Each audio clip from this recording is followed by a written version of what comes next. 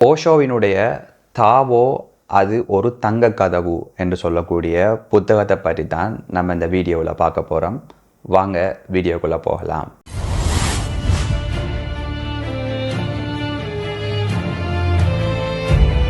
ஓஷோவினுடைய Tao அல்லது அது ஒரு தங்க கதவு என்று சொல்லக்கூடிய புத்தகம் மிகவும் ஒரு அற்புதமான ஒரு புத்தகமாக காணப்படுகிறது. அந்த புத்தகத்தில் நிறைய வாழ்க்கை தத்துவங்களை பற்றி ஓஷோ எடுத்து கூறுகின்றார். அப்போ அதில் இருக்கின்ற சில முக்கியமான விடயங்களை பற்றி தான் நம்ம இன்று கலந்துரையாட இருக்கின்றோம். குறிப்பாக ஓஷோ இந்த நூல்களில் மதங்களை பற்றி குறிப்பிடுகின்றார். அதே போல மதகுருமார்களை பற்றியும் சொர்க்கங்கள் பற்றியும் பல வித்தியாசமான புதிய கருத்துக்களை இந்த நூல்களில் குறிப்பிடக்கூடியவராக இருக்கின்றார். அப்போ இதில் என்ன முக்கியமான விடயங்கள் அவர் கூறுகிறாருங்கிறத பற்றி பார்ப்போம். ஓஷோ இந்த நூல்களில் மதத்தை பற்றி கூறுகின்ற போது உலகில் எந்த மதமும் உண்மைத்தன்மையை தங்களுக்குள்ள நிரூபிக்க தவறிவிட்டது என்று சொல்கின்றார். அதாவது ஒரு இந்து மதம் உண்மையான மதம் என்று நிரூபித்திருக்குமாக இருந்தால் உலகத்தில் இருக்கின்ற அனைவரும் இந்து மதத்தவர்களாக இருந்திருப்பார்கள் என்று கூறுகிறார். அதே போல கிறிஸ்தவ மதம் உண்மையான மதம் என்று சொல்லி நிரூபித்திருக்குமாக இருந்தால் உலகில் இருக்கின்ற எல்லோரும் கிறிஸ்தவ மதத்தவர்களாக இருந்திருப்பாங்க.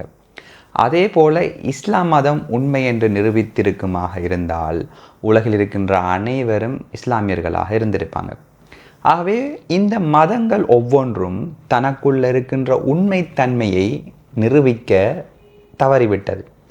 இதனால தான் தங்களுக்குள்ள முரண்பட்டு பல பிரச்சனைகளை உருவாக்கி கொண்டிருக்கிறது இந்த உலகத்தில் என்று சொல்லி ஓஷோ கூறக்கூடியவராக இருக்கின்றார். அப்போ இந்த உலகத்திலேயே மிகவும் அமைதியான மதம் எது என்று சொன்னால் அதை புத்த மதம் என்று சொல்லி ஓஷோ குறிப்பிடுகிறார். அது தவிர கிறிஸ்தவ மதம், இஸ்லாமிய மதம், யூத மதம் போன்ற பல்வேறு மதங்கள் தங்களுடைய மத கொள்கைகளை பரப்புகின்ற போதே பல யுத்தங்களையும் அசிங்கமான போர்களையும் தான் கடைபிடித்திருக்கிறது என்று சொல்லி ஓஷோ குறிப்பிடக்கூடியவராக இருக்கின்றார்.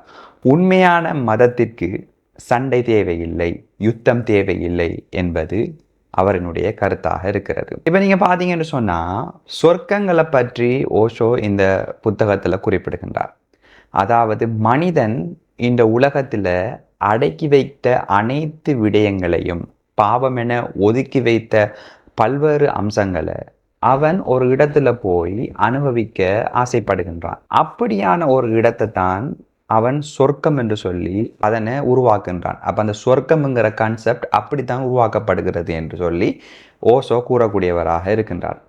அதாவது இங்கு அவர் சொல்கின்றார், இஸ்லாம் மதத்தை மேற்கோள் காட்டி இதில் குறிப்பிடுகின்றார். இப்போ இஸ்லாமியர்களை பொறுத்தவரையில் அவர்களுக்கு மது என்பது ஹராம், மது முற்றிலும் விளக்கப்பட்ட ஒன்று. ஆனால் அவர்கள் சொர்க்கத்தில் மது என்பது ஆறு போல ஓடிக்கொண்டிருக்கும் என்று சொல்லி வர்ணிக்கப்படுகிறது அங்கு. அப்போ இது ஒரு கேலி கூத்தாக இருக்கிறது. பூமியில் ஒரு விடயம் தடுக்கப்பட்டு அது சொர்க்கத்தில் அன்லிமிட்டாக என தேவைக்கு அதிகமாக அதை அனுபவிக்க முற்படுகின்ற இந்த புனிதர்கள் இது எல்லாமே பார்க்கும்போது ஒரு கேலி கூத்தாக இருக்கிறது என்று சொல்லி ஓஷோ சொல்லக்கூடியவராக இருக்கின்றார். அதே மாதிரி நீங்கள் பார்த்தீங்கன்னா உலகத்தில் எல்லா மதங்களுக்கும் ஒரு பொதுவான ஒரு கொள்கை இருக்கி, சொர்க்கத்தில் அழகிய பெண்களை தான் அவங்க வைப்பாங்க. ரம்பை இருக்குன்னு சொல்லுவாங்க, மேனகை இருக்குன்னு சொல்லுவாங்க, ஊர்வசி இருக்குன்னு சொல்லுவாங்க, ஹூர்லியன்கள் இருக்குன்னு சொல்லுவாங்க. இப்படி சொர்க்கத்தில் எல்லாமே அழகிய பெண்களை தான் அவங்க வச்சிருக்காங்க. அப்போ இதுக்கான என்ன காரணம் என்று அவர் கூறுகின்ற போது இந்த மதங்களை எல்லாம் உருவாக்கினவர்கள் ஆண்கள். அதனால தான் அவர்களுக்கு அழகிய பெண்கள் சொர்க்கத்தில் தேவைப்படுகிறது என்று சொல்கின்றார். இதே இந்த சொர்க்கத்தினை எல்லாம் அல்லது இந்த மதத்தினை எல்லாம் ஒரு பெண்கள் உருவாக்கியிருப்பாங்கன்னு சொன்னால் அவங்க அழகிய ஆண்களை சொர்க்கத்தில் வச்சிருப்பாங்க என்று சொல்லி ஓஷோ குறிப்பிடக்கூடியவராக இருக்கின்றார். அப்போ நீங்கள் பார்த்தீங்கன்னு சொன்னால் மனிதன் உலகத்தில் என்னென்ன விடயங்களை பாவம் என்று அடக்குகின்றானோ அல்லது அதனை ஒதுக்கி வைக்கின்றானோ அதை எல்லாத்தையுமே சொர்க்கத்தில் போய் தேவைக்கு அதிகமாக அல்லது அன்லிமிட்டாக அனுபவிக்க முற்படுகின்றான். இப்படியான ஒரு கன்செப்டை தான் ஒரு சொர்க்கம் என்று சொல்லி உருவாக்குகின்றான். அப்போ இது ஒரு கட்டுக்கதை, கற்பனை என்று சொல்லி ஓஷோ கூறக்கூடியவராக இருக்கின்றார். அதே மாதிரி மதகுருமார்களை பற்றி அவர் கூறுகின்ற போது இந்த மதகுருமார்கள் எல்லாம் சாத்தானினுடைய வாரிசு என்று குறிப்பிடுகிறார். அதுக்கு ஒரு கதையை அவர் இதில் குறிப்பிடுகின்றார்.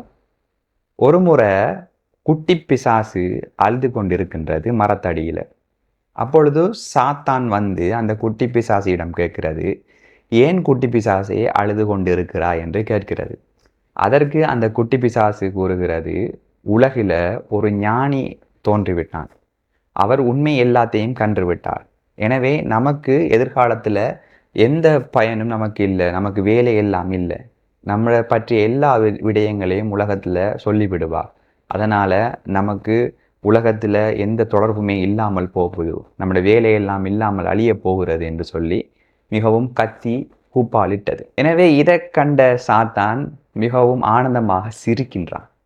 ஏன் நீ சிரிக்கிறாய் என்று குட்டி பிசாசு சாத்தானிடம் கேட்கின்ற போது சாத்தான் கூறுகிறது, உனக்கு தெரியவில்லையா, நான் ஏற்கனவே அந்த இடத்துல நம்மளோட ஆட்களை எல்லாத்தையுமே நிப்பாட்டி விட்டு வந்து விட்டேன், உனக்கு தெரியவில்லையான்னு சொல்லி கேட்குது. அப்போ குட்டி பிசாசு சொல்லுது, அப்படியே ஒருத்தரையும் நான் அந்த இடத்துல காணலையே, அந்த ஞானியை சுற்றி மதகுருமார்களும் அறிவாளிகளும் தானே இருக்காங்க, அப்போ நம்மளோட ஆட்கள் ஒருத்தரையும் காணலையே என்று சொல்லி குட்டி பிசாசு கேட்குது.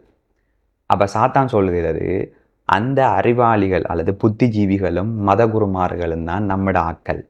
அவங்க கேட்கின்ற கேள்விகள், அந்த ஞானிகளிடம் கேட்கின்ற கேள்விகளும் மற்றும் அந்த ஞானி கூறுகின்ற உண்மையை இவர்கள் விளங்கப்படுத்துகின்றோம் என்ற பெயரில் பல புத்தகங்கள் எழுத பிற்பட்ட காலத்தில் முற்படுவார்கள். அப்போ அந்த அவர்கள் கேட்கின்ற கேள்விகள், அதே மாதிரி அவங்க அதுக்கு விளக்க உரை எழுத முற்படுவாங்க, பல கேள்விகள் அவர்கள் ஞானிகளிடம் கேட்க முற்படுவாங்க. இப்படியெல்லாம் செய்கின்ற போது உண்மை என்பது துண்டை காணோம் துணியை காணோம் என்று சொல்லி அப்படியே பறந்துவிடும் என்று இந்த புத்தகத்தில் சொல்லக்கூடியதாக இருக்கிறது. அப்போ இதன் மூலமாக இந்த மதகுருமார்கள் எல்லாமே ஒரு சாத்தானினுடைய வாரிசு என்று சொல்கிறாரு. இப்போ குறிப்பாக அவர் சொல்லுகின்ற போது இயேசு கிறிஸ்துவத்தை உருவாக்குறார். ஆனால் இந்த பாப்பரசர்கள் எல்லாம் தேவாலயங்களை உருவாக்குன்றாங்க. இதான் மதகுருமார்களுக்கும் ஞானிகளுக்கும் உள்ள வித்தியாசம்ங்கிறத அவர் இதில் எடுத்து காட்டுறார். அப்போ இந்த தாபோங்கிற தங்க கதவுங்கிற ஒரு புத்தகம் மிகவும் ஒரு அற்புதமான புத்தகம் என்று சொல்லலாம். இதில் இன்னும் நிறைய விடயங்கள் கூறப்படுகிறது. அடுத்த வீடியோவில் இது பற்றி இன்னும் சில சுவாரஸ்யமான விடயங்களை உங்களிடம் கூறுகின்றேன். தொடர்ச்சியாக இணைந்திருங்க. சேனலுக்கு சப்ஸ்கிரைப் பண்ணுங்கள், சப்போர்ட் பண்ணுங்கள்.